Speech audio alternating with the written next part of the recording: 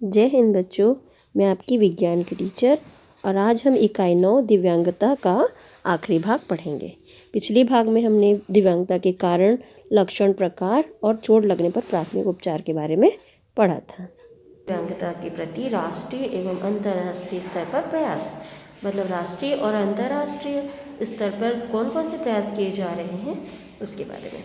तो भारत का संविधान अपने सभी नागरिकों के लिए समानता, स्वतंत्रता, न्याय व गरिमा सुनिश्चित करता है और स्पष्ट रूप से यह दिव्यांग व्यक्ति समेत अन्य संयुक्त समाज बनाने पर जोर डालता है।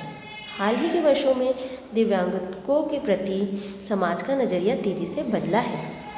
यह माना जाता है कि यदि दिव्यांग व्यक्ति को समान अवसर व प्रभावी पुनर्वास की सुविधा मिले तो वो भी गुणवत्तापूर्ण जीवन व्यतीत कर सकते हैं। भारतीय पुनर्वास परिषद अधिनियम 1992 के तहत पुनर्वास सेवाओं के लिए इस प्रकार के प्रावधान किए गए हैं। तो निम्नलिखित 7 राष्ट्रीय संस्थान हैं जो इस क्षेत्र में कार्य कर रहे हैं। जो हमारे राष्ट्रीय स्तर पर जो संस्थान है उसके बारे में यहाँ दिया है।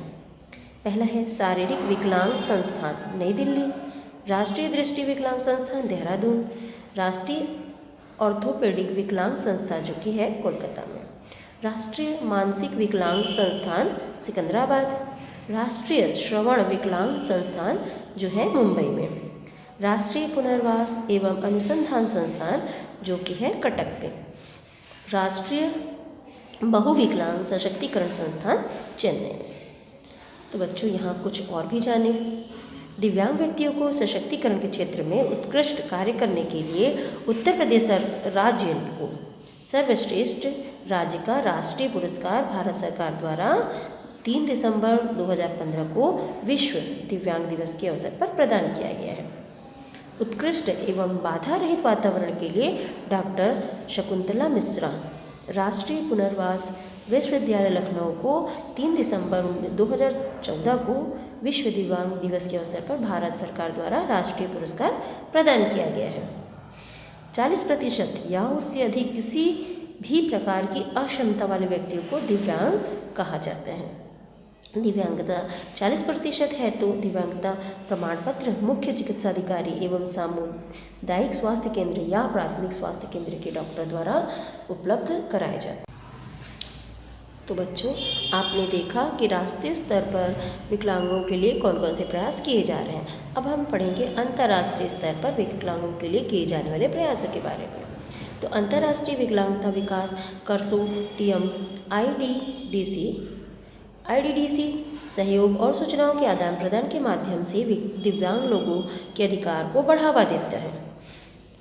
मोबिलिटी इंटरनेशनल यूएसए MIUSA अंतर्राष्ट्रीय विकास और दिव्यांगता कार्यक्रम दिव्यांगों और विकास के प्रतिभागियों के रूप में दिव्यांग लोगों को शामिल करने के लिए दिव्यांगता समुदाय एवं राष्ट्रीय विकास समुदाय के बीच एक पुल के रूप में कार्य करता है। अगला टॉपिक है दिव्यांगजनों के प्रति सामाजिक दायित्व। दिव्यांग जो व्यक्ति है उनके प्रति हमारे सामाजिक दायित्व कौन कौन से हैं? तो हमारा दायित्व है कि हम विकलांगों को शारीरिक स्थिति को नज़रअंदाज करते हुए उनके आत्मविश्वास एवं मनोबल को बढ़ाएं और उनकी कार्य क्षमता को देखते हुए उन्हें समाज की मुख्य धारा में जोड़ने का प्रयास करें। हमें अपनी इस सोच को बदलना होगा कि दिव्यांग व्यक्ति घर, परिवार एवं समाज पर बोझ है। हमें अपनी धारणाओं को बदलना होगा कि जो विकलांग व्यक्ति है वो समाज और घर, परिवार के लिए बोझ है। तो आज राष्ट्रीय एवं अंतर्राष्ट्रीय स्तर पर विभिन्न प्रतिस्पर्धाएं आयोजित की जा रही हैं जिनमें विजयी प्रतिभागियों को पुरस्कार से सम्मानित किया गया है। अतः हमारे दिव्यांग साथियों ने भी सिद्ध कर दिया है कि वह किसी से कम नहीं है।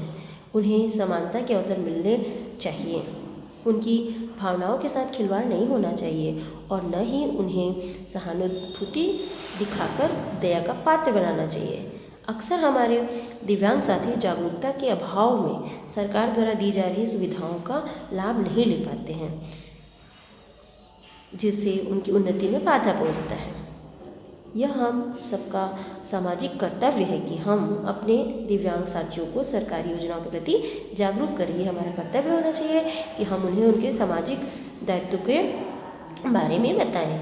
उन्हें सामान्य जीवन व्यतीत करने में मदद करें और हम उन्हें अपने सामान्य जीवन व्यतीत करने में उनकी मदद करें, ताकि हमारे दिव्यांग साथी अन्य लोगों के समान पूरे आत्मसम्मान के साथ जीवन व्यतीत कर सकें। तो बच्चों और भी यहाँ है जिसे जाने।